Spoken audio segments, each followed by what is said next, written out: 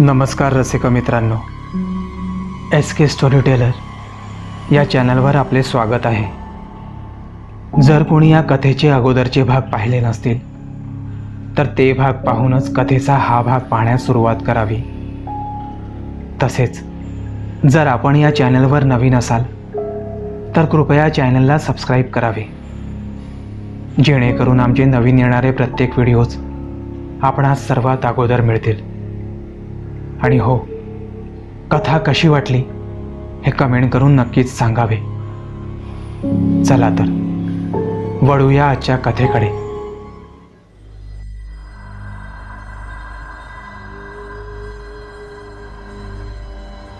शनिवारी सानप शिक्रापूरवरून परत आले. आधीच ठरल्याप्रमाणे आज पॅकर्स अँड मूव्हर्स येणार होते. घरातील महत्त्वाचं इलेक्ट्रॉनिक सामान, काही पर्सनल वस्तू, देवदेवतांच्या मूर्ती, चांदीची काही भांडी अशा सामानाची कालच बांधाबांध झाली होती. सकाळी 11च्या सुमारास पॅकर्स अँड मूव्हर्सची गाडी आली.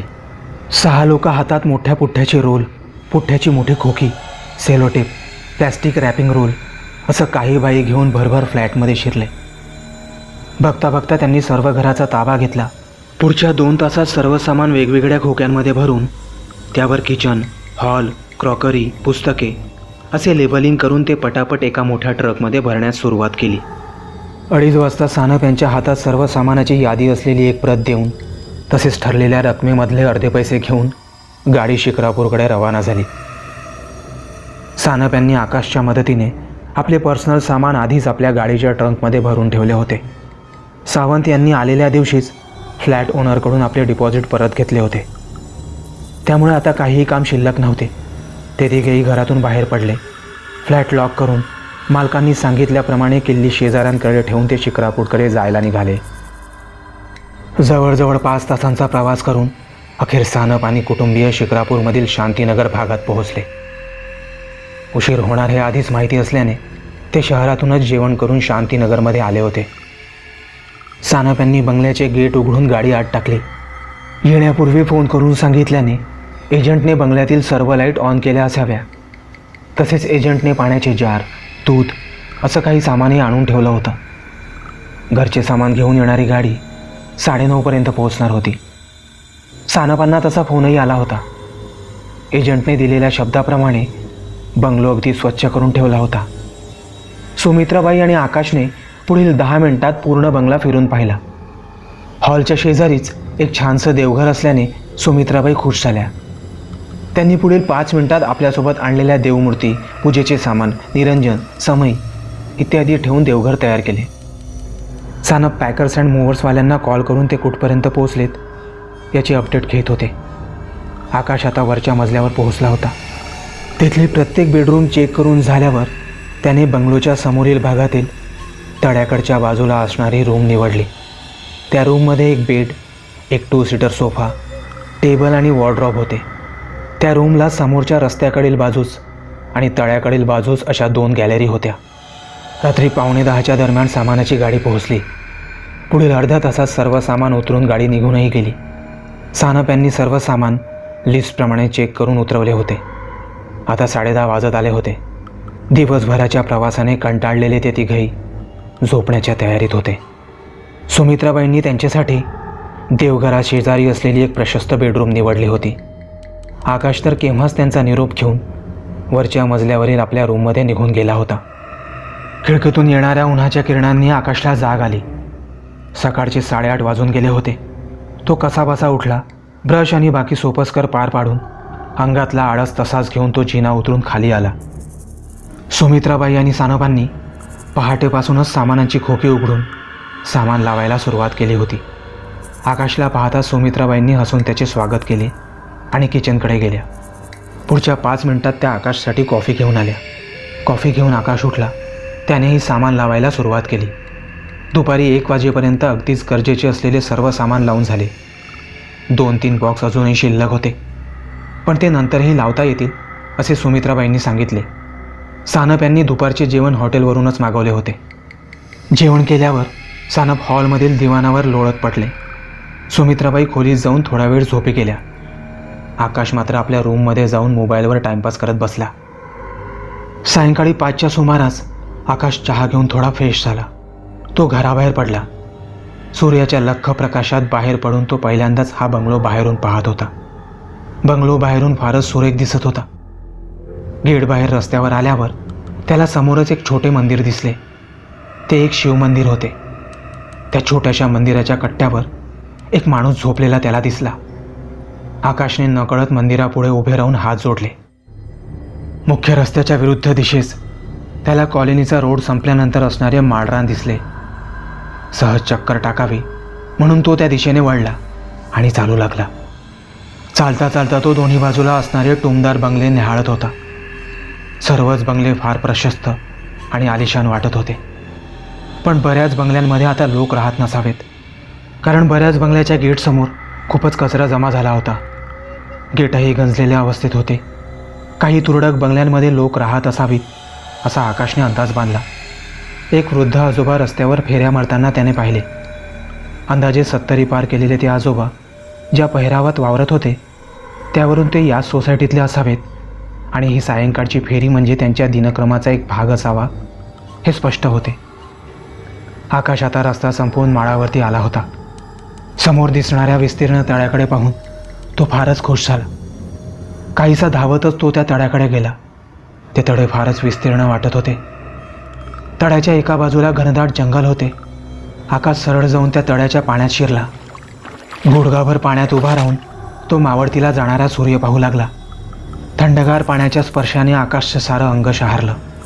मग तो काही वेळ काठावर असणाऱ्या गुलमोहराच्या झाडाखाली एका खडकावर मस्त फतकल मांडून बसला. वरती सारा आभाळ जणू शेंदूर उधळल्यासारखे वाटत होते. घरट्याकडे परतणाऱ्या पाखरांनी एकच किलबिलाट सुरू केला होता. पाखरांचे थवेच्या थवे आकाशात जणू लेझीम खेळत असावेत. तळ्याचा काठ फारच निर्जन होता. एवढे छान ठिकाण असूनही लोक का येत नसावेत? एक प्रश्न नकळत आकाशच्या मनात डोकावला. आता आकाशातला तो लाल गोळा क्षितिजा पलीकडे लुप्त होऊन एक किंचित लालसर किनार उरली होती. वातावरणात थंडी जाणवू लागली होती. आकाश भानावर आला. त्याने मोबाईलमध्ये पाहिले. बापरे, 7:30 झाले. घरी निघायला हवं. स्वतःशीच ठरवून आकाश घराकडे चालू लागला. एव्हाना रातकिड्यांनी आपली मैफिल सजवली होती. त्यांचा तो चिरपरिचित स्वर कानात घुमू लागला होता. आकाश झपझप पावले उचलत होता. अन मागील मिट्ट काळोखात दूरवर 2 चंदेरी डोळे लुकलुकत होते. ते आकाशच्याच मागावर होते, पण त्याला याची तसूभरही कल्पना नव्हती. मुळात त्याचं लक्षच नव्हतं. तो मोबाईल बघत आपल्याच तालात चालला होता. ते लुकलुकते अभद्र डोळे झरझर चालणाऱ्या आकाशवरच खिळले होते. अंतर कमी कमी होत होतं, तसं ते अभद्र चेकाळत होतं.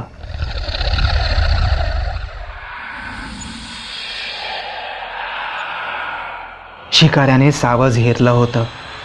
सावज बेसावध होतं, अन बेसावध सावज म्हणजे शिकारीची खात्री. म्हणूनच ते चांदीचे डोळे वेगानं लुकलुकत सावजकडे सरकत होते. आकाश आता माळरान सोडून सोसायटीच्या रस्त्याला लागण्यास 20 मीटर अंतर बाकी असावे. अन ते पाहून त्या अभद्राने वेग वाढवला. आकाश आता कोणत्याही क्षणी रस्त्यावर लागणार होता. अन रस्त्यावर दिव्यांचा प्रकाश पसरला होता. सावज हातातून निसटून जाऊ शकते त्या अभद्राने जाणले होते, कारण पुढे रस्त्यावरील दिव्यांचा प्रकाश पडला होता. अन प्रकाशात ते अभद्र येऊ शकत नव्हते. प्रकाश त्याला वर्ज्य होता. लख्ख उजेडात जे चांगलं, पवित्र अन दैवी असतं तेच टिकू शकतं. काळोखात जन्मलेले, देवतांनी ज्यांना पाताळात धाडले, ते मानवी जीवनाचा हव्यास ठरणारे कर्मदरिद्री जीव प्रकाशात कसे काय येणार? त्यांची ती जागाच नव्हे. असंच एक कर्मदरिद्री त्या काळोखातून आकाशकडे झेपावत होतं. ते मागील काळोखातून आकाशच्या अगदी जवळ पोहोचलंच असावं. इतक्या सोसायटीच्या रस्त्यावर कोणाचा तरी वाचवा वाचवा असा मोठ्याने ओरडण्याचा आवाज आला. तो आवाज आकाशच्या बंगलो समोरील मंदिराजवळून येत होता. आकाश अगदी वेगात तिकडे धावला. त्याने पाहिलं तर मंदिरासमोर बसून असणारा तो वेडसर माणूस ओरडत होता. आकाशला बघून तो हसायला लागला. अरे यार, या वेड्याच्या नादी लागून काय उपयोग. आकाश काहीसा चिडूनच गेटमधून आत गेला. प्रकाशाच्या किनाऱ्यावर येऊन थबकलेले ते लुकलुकते चांदीचे डोळे मात्र फारच खुनशी होऊन त्या वेड्याकडे बघत होते. त्या मिट्ट काळोखात अगदी हलक्या आवाजात फणकाराचा, बीभत्स चित्काराचा भास होत होता. ते लुकलुकते डोळे आकाशकडे झेपावताना पाहून हा वेडा मुद्दाम ओरडला असावा. आकाश विजेच्या दिव्याच्या प्रकाशात आल्यावर आता कसलीही भीती नाही हे त्या वेड्याला माहिती असावं. म्हणूनच तो त्या लुकलुकत्या डोळ्यांकडे बघून मनसोक्त हसत होता. त्या वेड्याच्या हसण्यात एक विजयाची भावना होती. पण किती काळ ती भावना टिकणार होती. रात्र होताच तिथला काळोख जणू प्रकाशाला खायला उठत होता. आज प्रकाशाने जरी काळोखावर मात केली असली तरी ती मात आजच्या दिवसापुरतीच मर्यादित होती. चवताळलेल्या काळोखाने आज तात्पुरती माघार घेतली असली तरी तो उद्या पुन्हा येणार होता, कदाचित अजून हिंसक आणि अधिक शक्तिशाली बनून. सानप कुटुंबीय बन्सल विलामध्ये येऊन आता 10 दिवस होऊन गेले होते. सानपांनी आकाशचे ॲडमिशन शहरातील एका नामांकित कॉलेजमध्ये केले होते. कॉलेज शांतीनगर भागापासून 3 किलोमीटर शहरात होते. आकाश आपल्या बाईकवरून ये जा करत होता. कॉलेजमध्ये हळूहळू त्याच्या ओळखी होत होत्या. तो आता ग्रॅज्युएशनच्या शेवटच्या वर्षात होता. तो सायन्समध्ये ग्रॅज्युएशन करत होता. इलेक्ट्रॉनिक्स हा त्याचा विषय होता. आकाश मुळात एक हुशार विद्यार्थी होता. नवनवीन इलेक्ट्रॉनिक गॅजेट्सची माहिती मिळवणे, प्रत्येक गोष्टीच्या मुळात जाऊन ती समजून घेणे हा त्याचा स्वभाव. जिज्ञासा त्याला गप्प बसू देत नसे. त्यामुळे नवनवीन गोष्टी जाणून घेण्यात त्याचा वेळ जाई. सकाळी भरभर आटपून आकाश आता कॉलेजमध्ये पोहोचला होता. कॉलेजच्या गेटवरील चहाच्या टपरीवर रोहन त्याचीच वाट पाहत होता. कॉलेजच्या पहिल्या दिवशी आकाशची रोहनशी ओळख झाली होती. रोहन शांतीनगर जवळच असलेल्या टेंबी नाका परिसरात राहत होता. कॉलेजच्या पहिल्या दिवशी रोहनने आकाशला बऱ्याच गोष्टीत मदत केली होती. त्यामुळे हळूहळू दोघांची चांगलीच गट्टी जमली होती. आकाशला पाहत रोहनने हात केला. आकाशने लगेच आपली बाईक बाजूला लावली आणि ते चहा घेऊ लागले. चहा घेत इकडच्या तिकडच्या गप्पा मारून झाल्यावर ते उठले आणि कॉलेजच्या गेटच्या दिशेने निघाले. त्यांच्या लेक्चरची वेळ झाली होती. सायंकाळी 4:30च्या दरम्यान प्रॅक्टिकल संपली. आता ते दोघेजण कॉलेजच्या गेटमधून बाहेर येऊन टपरीवर चहा घेऊ लागले. आज त्यांच्या सरांनी त्यांना प्रोग्रॅमिंगबद्दलची एक नवीन असाइनमेंट दिली होती. प्रोग्रामिंगमध्ये आकाश फारच हुशार. त्यामुळे रोहन त्याला म्हणाला, आकाश, मी काय म्हणतो, तू माझ्या घरी चल. आपण दोघेही मिळून असाइनमेंट कंप्लीट करू आणि मग तू तुझ्या घरी जा. काय म्हणतोस? आकाश मुळातच थोडा बुजरा आणि काहीसा एकलकोंड्या असल्याने तो शक्यतो कधी कुणाच्या घरी जात नसे. त्यामुळे तो रोहनला म्हणाला, अरे त्यापेक्षा तूच का नाही येत माझ्यासोबत माझ्या घरी? आई आणि मी दोघेच घरी असतो यावेळी. बाबा यायला अजून उशीर आहे. माझ्या रूममध्ये बसून असाइनमेंट कंप्लीट करू. मग हवं तर मी सोडतो तुला बाईकवरून तुझ्या घरी. काय म्हणतोस? आकाश शांतीनगरमध्ये राहतो हे रोहनला माहिती होते. त्यामुळे तो काहीसा ऑकवर्ड होऊन म्हणाला, शांतीनगरमध्ये? नको. त्यापेक्षा तू माझ्या घरी येत असशील तर बघ. मी तिकडे शांतीनगरमध्ये गेलो होतो हे कळलं तर माझी आई उगाचच किरकिर करेल. अनावधानाने बोलून गेलेल्या रोहनच्या या वाक्याने आकाश काहीसा दचकला आणि उत्सुकतेने विचारू लागला, का रे? शांतीनगरमध्ये असं काय आहे की तुझी आई एवढी चिडेल? आम्ही राहतोय तिथे गेले 10 दिवसांपासून. चांगला एरिया आहे, शहराच्या धकाधकीपासून दूर, शांत असा. खरं तर मला याआधी असा अनुभव आला आहे. म्हणजे मी शांतीनगरमध्ये राहतो हे सांगितल्यावर लोक थोडी विचित्र नजरेने माझ्याकडे बघतात. म्हणजे मला सांग, नेमकं काय कारण आहे? ॲक्च्युली मी हे तुला विचारणारच होतो, पण आज विषय निघालाच आहे तर मला नीट सांग. आकाशच्या या वाक्याने चपापलेला रोहन दबक्या आवाजात बोलू लागला, हे बघ आकाश, मी तुला काही घाबरवायचं म्हणून सांगत नाही आहे किंवा मस्करी करत नाही आहे. पण त्या शांतीनगर भागात गेल्या 1.5-2 वर्षापासून विचित्र घटना घडत आहेत. नेमकं काय कारण आहे हे कोणालाच माहिती नाही. पण तिथे गेल्या 1.5-2 वर्षांपासून लोक एकतर गायब होतात किंवा त्यांच्या विचित्र पद्धतीने मेलेल्या डेड बॉडीज सापडतात. आजवर 8-10 लोक तरी मेले किंवा गायब झाली असतील तिथे. तुला खोटं वाटत असेल तर या चहावाल्या गणूला विचार. इतका वेळ शांतपणे दोघांचे बोलणे ऐकणारा गणू मान उचलून आकाशकडे बघत बोलू लागला. हा भाऊ, ती जागा भुताटकीची आहे असं म्हणतात लोक. पोलीस गेले 2 वर्ष तपास करतायत, पण काही मिळालं नाही अजून. तुम्ही लोक जरा सांभाळून राहा. काहीतरीच काय, असं भुताटकी वगैरे काही असतं का? अरे एखादा माथे फिरू असेल किंवा सिरियल किलर असेल. तरीही माहिती सांगितल्याबद्दल थँक्स, असं म्हणत आकाशने रोहनचा निरोप घेतला आणि बाईक स्टार्ट करून तो घराच्या दिशेने निघाला. सानपसाहेब जणू कामात गढून गेले होते. कामाला सुरुवात केल्यापासून त्यांना नवीन सेल्स ऑफिसरची भरती करणे, त्यांना एरिया वाटून देणे, त्यांचे सेल्स टार्गेट ठरवणे, हेडक्वार्टरच्या प्रायोरिटीप्रमाणे ब्रांचची दिशा ठरवणे, तसेच ब्रांच ऑफिसरमधील दैनंदिन कामे पाहणे, यामधून जणू श्वास घेण्यासाठीही फुरसत मिळत नव्हती. गेल्या 10 दिवसात त्यांनी महत्त्वाची बेसिक कामे उरकून घेतली होती. आता फक्त रोजच्या रोज सेल्स टीमचा फॉलोअप घेणे, आठवड्यातून एकदा सेल्स रिव्ह्यू घेणे आणि दैनंदिन कामे पाहणे हाच त्यांचा दिनक्रम होता. पण एक गोष्ट सानपांना विचित्र वाटत होती. सायंकाळचे 5-5:30 होत आले की सगळा स्टाफ निघण्याच्या तयारीला लागे. एखादा दिवस जर उशीर होईल असे वाटत असल्यास लोकांची चुडबुड चालू होईल. सायंकाळी जास्त वेळ थांबण्यापेक्षा तिथले सर्व कर्मचारी सकाळी 10च्या ऐवजी 9 वाजताच हजर राहत. पण सायंकाळी मात्र सर्वांना 7 ऐवजी 6लाच ऑफिस बंद करण्याची घाई होत असे. गेल्या काही दिवसात निरीक्षणात आलेली ही गोष्ट आज कोणाला तरी विचारूच असे सानप यांनी ठरवले. दुपारी लंच ब्रेकमध्ये सानप यांनी आपले असिस्टंट मॅनेजर केळकर यांना केबिनमध्ये बोलावले. लंच करत असताना सानप यांनी हे निरीक्षण केळकर यांना बोलून दाखवले. केळकर, आपण इथले जुने कर्मचारी आहात. एक गोष्ट मला 10 दिवसात जाणवली. मी तुम्हाला विचारावं म्हटलं, आपल्या ऑफिसमध्ये सायंकाळ होताच लोकांना घरी निघायची एवढी घाई का असते? अहो, म्हणजे माझ्या जुन्या ब्रांच ऑफिसमध्ये तर आम्ही 8 वाजेपर्यंत काम करत राहायचो आणि इथे मात्र 6 वाजेच्या आत लोकांची घरी निघण्याची घाई सुरू होते. जेवता जेवता केळकर थबकले, मग बोलू लागले. त्याचं काय आहे साहेब, शांतीनगर भागात गेल्या 1.5-2 वर्षापासून मर्डर होत आहेत. 7-8 लोक तरी मेली असतील आजपर्यंत. या सगळ्या प्रकरणाची तपासणी पोलीस करत आहेत, पण अजूनही तो खुनी सापडत नाही आहे. सापडायचा तर सोडाच, पण पोलिसांना एकही निश्चित धागेदोरा मिळालेला नाही आहे या प्रकरणात. त्यामुळे लोक या भागात भुताटकीचा वावर असल्याचं बोलत आहेत. अधूनमधून पेपरात येणाऱ्या बातम्या सोडल्या तर मलाही या प्रकरणाबद्दल फारसं माहिती नाही आहे. पण सर, तुम्ही तर इथे शांतीनगरमध्येच राहायला सुरुवात केली आहे ना, थोडी काळजी घ्या. ओ आय सी, त्यामुळेच सायंकाळ झाली की लवकर पडतात हे सगळे. ठीक आहे, काळजी तर घेतलीच पाहिजे. एखादा सायको किलर असावा हा, बाकी ते भूत वगैरे सगळं थोतांडच वाटतं. एनिवे, माहिती दिल्याबद्दल थँक्स. सानप हे एक नास्तिक व्यक्ती होते. त्यांचा देवावरच विश्वास नव्हता, त्यामुळे सैतान किंवा त्यांच्या अभद्र पिलावळीवर विश्वास असण्याचा प्रश्नच उद्भवत नव्हता. पण या घटनांचा एखाद्या कोल्ड ब्लडेड किलरशी संबंध असावा अशी त्यांची खात्री होती. त्यामुळेच का होईना ऑफिस स्टाफ लवकर सोडण्यासाठी ते तयार होते. पण ही बाब त्यांना आपल्या घरी सांगण्याची काहीही गरज वाटली नाही.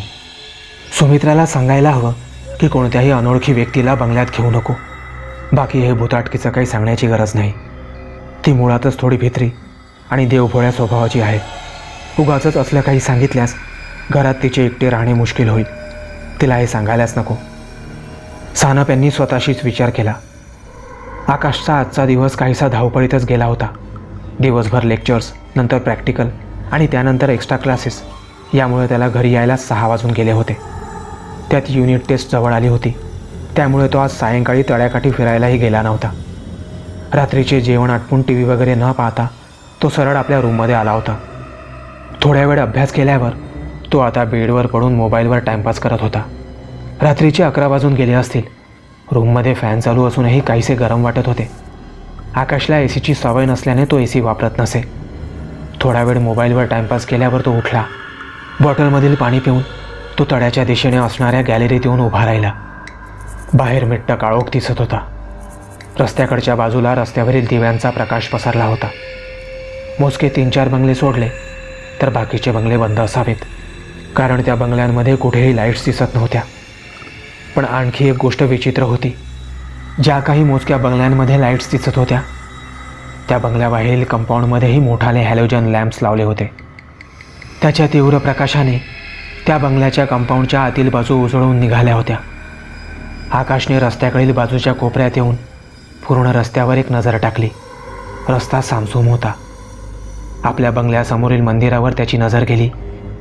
त्या मंदिरामध्ये विजेचा एक छोटा दिवा सुरू होता. मंदिराबाहेर छोट्या कट्ट्यावर तो वेडा माणूस झोपला होता. त्याच्या उशाशी एक कंदील पेटलेला दिसत होता. तो LED असलेला आणि चार्जिंगवर चालणारा एक इलेक्ट्रॉनिक कंदील होता. आकाशला हे थोडे विचित्र वाटले.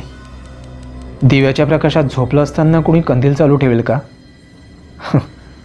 त्याचा तरी काय दोष, वेळच आहे तो. स्वतःशीच विचार करत आकाश हसला. इतक्यात त्याने पाहिलं, तो वेडा फक्त आडवा पडला होता. तो झोपला नव्हता. आकाश दिसताच तो उठून बसला. तो आकाशकडे पाहत होता आणि हाताने कसले तरी इशारे करत होता. बहुधा तो आकाशला खोलीत आत जाण्याचा इशारा करत असावा. आकाशला काहीही समजत नव्हते आणि तसेही त्याच्याकडे लक्ष देण्याची आकाशला गरज वाटत नव्हती. आकाशच्या बंगल्याशेजारी असणाऱ्या बंद बंगल्याच्या मागील बाजूस त्या काळोखात चमकत असलेले ते हेडीस लुकलुकते चांदीचे डोळे आकाशवरच खिळून होते.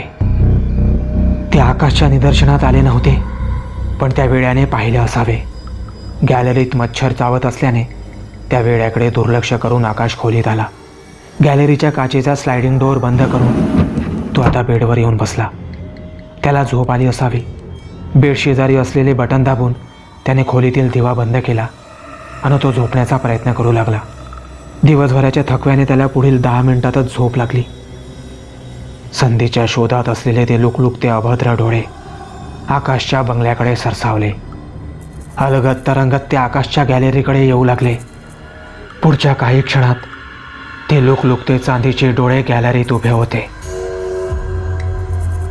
काचेचा स्लायडिंग डोअर हळूहळू सरकत उघडू लागला होता आणि इतक्यात अचानक आकाशच्या खोलीतील विजेचा दिवा चमकून सुरू झाला.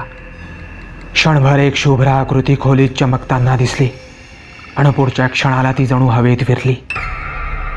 ती आकृती एका बाईची होती.